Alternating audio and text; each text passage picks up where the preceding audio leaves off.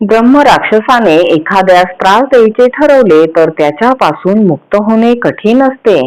ब्राह्मणाचे वेदविद्या जाणणाऱ्याचे भूत असल्याने त्याच्यावर वेदमंत्रांचाही परिणाम होत नाही. तो स्वतःच वेदमंत्र म्हणू शकतो. इत्यादी समजुती आहेत. पंचतंत्राच्या काकुलीय तंत्रातील एका कथेतही आपल्याला एका चोराशी हात मिळवणी करणारा सत्यवचनी ब्रह्म राक्षस दिसतो.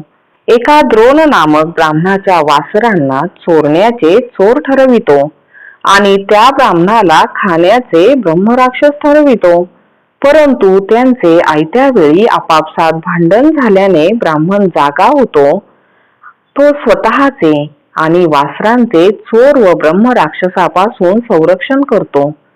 मयूर नावाचा एक प्रख्यात संस्कृत कवी इसवी सनाच्या 7व्या शतकात होऊन गेला.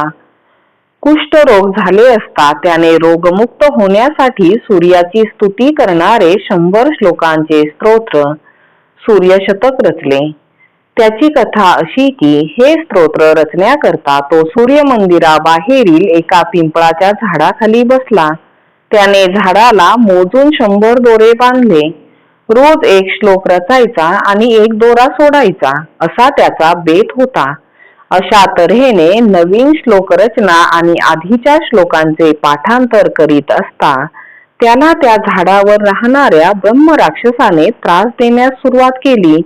मयूर जसे जसे श्लोक म्हणे तसे तसे त्याच्या पाठोपाठ तो ब्रह्म राक्षसही म्हणत राही आणि मयूराचे ध्यान विचलित करे. या प्रकाराने मयूर वैतागून गेला. शेवटी त्याने तोंडाऐवजी नाकातून श्लोक म्हणण्याची युक्ती शोधून काढली. ब्रह्म राक्षस इत्यादी भूतयोनीतील जीवांना नाक नसते अशी कल्पना आहे. नाकच नसल्याने ब्रह्म राक्षसाला तसे श्लोक म्हणता येईनात. त्याने मयूरला त्रास देणे बंद केले. पुढे सूर्याने प्रसन्न होऊन मयूरला रोगमुक्त केले. पण सूर्यशतक म्हटल्याने आणि ऐकल्याने त्या ब्रह्म राक्षसासही त्या योनीतून मुक्ती मिळाली. चंद्रशर्मा नावाचा एक ब्राह्मण होता. संस्कृत व्याकरणाचे सखोल अध्ययन करण्याच्या इच्छेने तो प्रवासाला निघाला. वाटेत लागलेल्या एका अरण्यात त्याने सुरक्षित जागा पाहून मुक्काम केला. तिथेच त्याची भेट एका आचार्यांशी झाली. आचार्यांनी त्याची चौकशी केली आणि प्रवासाचे कारण विचारले. ते समजल्यावर आचार्य म्हणाले, आपण पुढे काही बोलण्याआधी तू मला पंच या धातूचे कांतरूप सांग.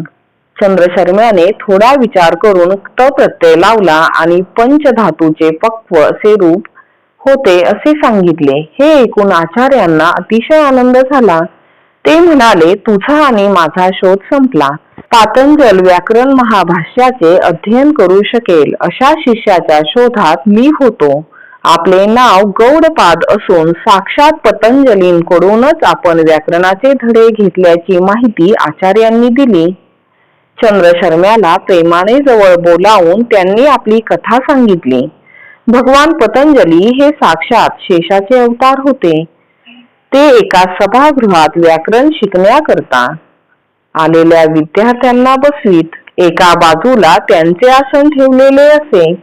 पतंजली आसनस्थ झाल्यावर एक पडदा सोडत असत आणि त्या पडद्याआडून शिष्यांना महाभाष्याची संथा देत.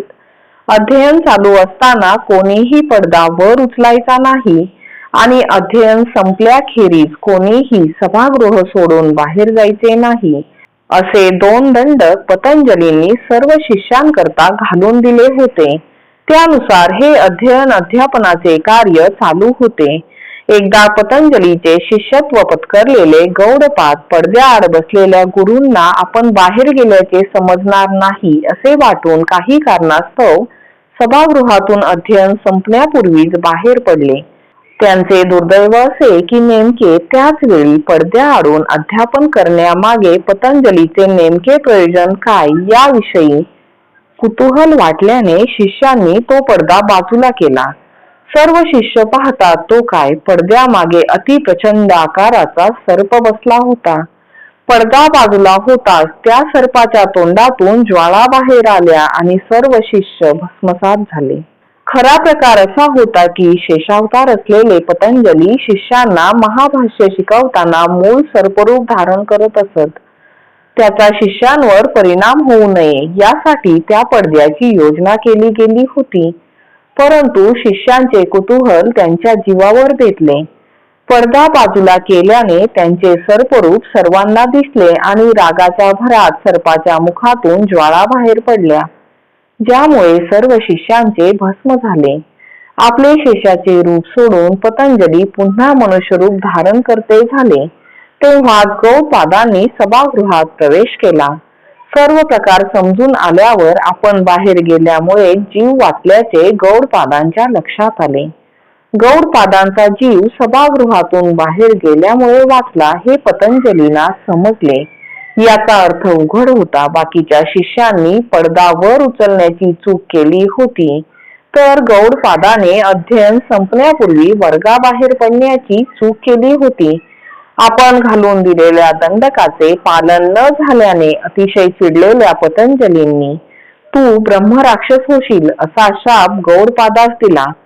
हे सर्व कथानक ऐकणारा चंद्रशर्मा आता भयभीत झाला.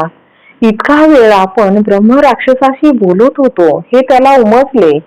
त्याच्या मनातील ही भीती ओळखून गौडपादाचार्य त्याला म्हणाले, पतंजलीचा शाप व्यर्थ जाणे शक्य नव्हते. मी त्याच क्षणी ब्रह्मराक्षस बनलो.